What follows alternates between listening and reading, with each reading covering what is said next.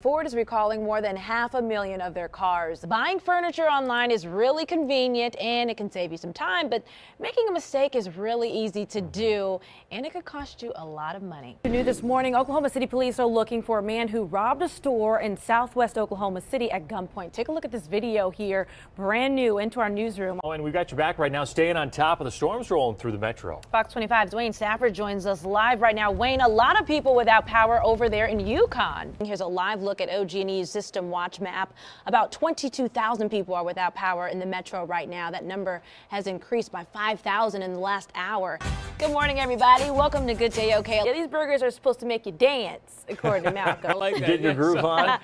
Chris, Jasmine, you right about that. Oh. Yeah. Oh, he wants to give me a kiss. Yeah, he likes coming. good kisses. He's coming. Oh, thank you, baby. Tickets are still available, and yes, I am standing in line. I'm the first and only person in line. If you're going to be driving on Classen this morning, you're going to need to watch out. Absolutely. Fox 25 Sade Gray is live near Northwest 16th, where debris just came flying off of a building on the street. Sade. I mean, take a look at these highlights here. The game was just exciting. The energy was there. The Thunder have now won 11 of their last 14 games since the beginning of the month after a slow start to the season. Live look right now, the Peak still surging after that victory last night.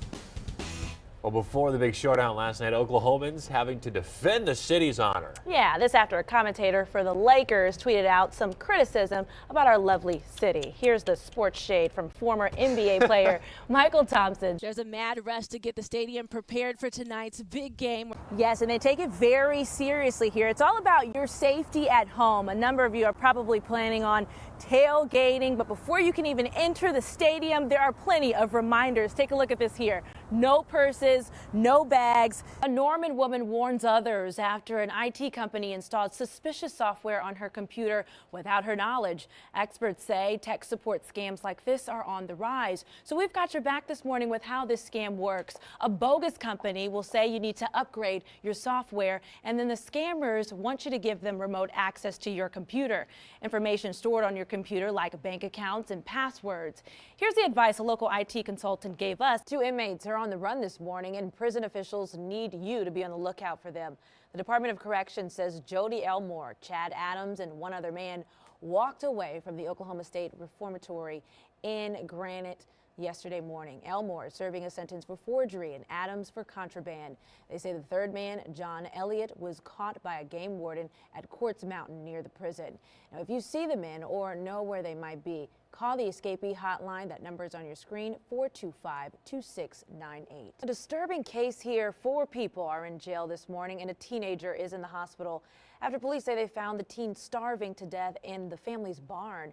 Lincoln County prosecutors say the 15-year-old was likely within a week of dying, according to the Shawnee News Star. The boy hadn't been to school in 2 years and was living in the barn with other animals. He weighed just 80 pounds when officers found him.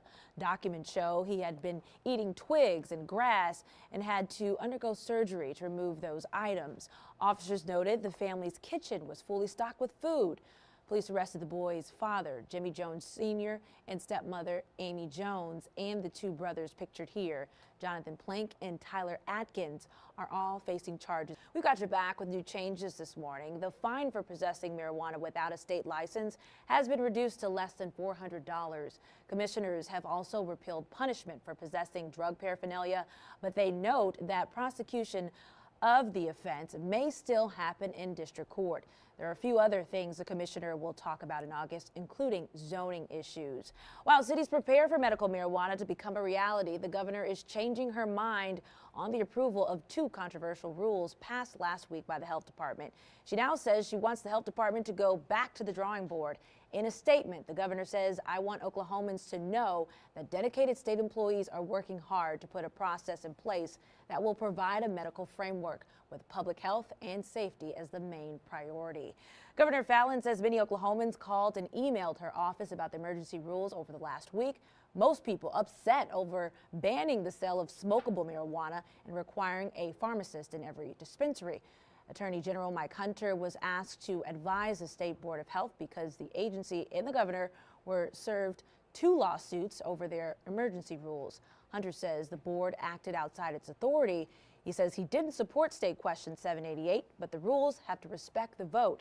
He recommends the board reconvene to amend them. The Board of Health says it will call a special meeting to discuss changes. People living in Stillwater who are opposed to the creation of a new TIF district have now collected enough signatures to put it to a vote to the people. Organizers developed or delivered 4 boxes of petition forms that contain nearly 1,000 signatures. I'm going for the Eagles, but I would never bet that much money. They've only Well, you don't think they're going to win? Well, they may win, but come on, millions of dollars. Yeah, They've only appeared in 2 Super Bowls. I mean, if you got it. Super Bowl 15 and then 24 years later in 2004. No way, I'm not doing this. This is a huge shocker, but I think this has the potential to be great. He might actually be able to come here. I don't know the terms of his agreement. Sam obviously knows that, but I'd love to see him in the 4 position, move Melo to the 3, and this should be great. But let Sam Gannon break it down. She knows everything. Hello. Hi, Dad. How are you? Happy National Telephone Day. How you doing? I'm great. You're live on Good Day You're OK live on right Good now. Day OK right now. I'm kind of watching you guys as I'm getting ready for my meeting. He streams us live every morning. So since I couldn't see your strut, could you give me a little? Yeah, it's all about the head motion here. I'm sure you made it look very graceful. Come on, you got to do it with me, Chris. The strut. And it's a quick little.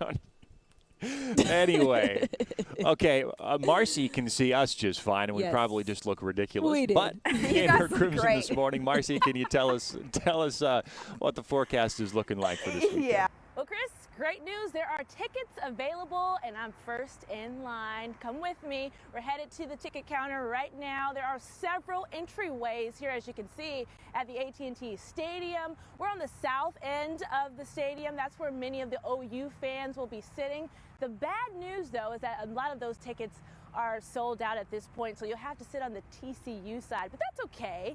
There are premium seats available there ranging from $90 to $730. Again, those tickets are on the north side of the stadium. Coming up later, though, I'll tell you what you can and cannot bring inside of the stadium.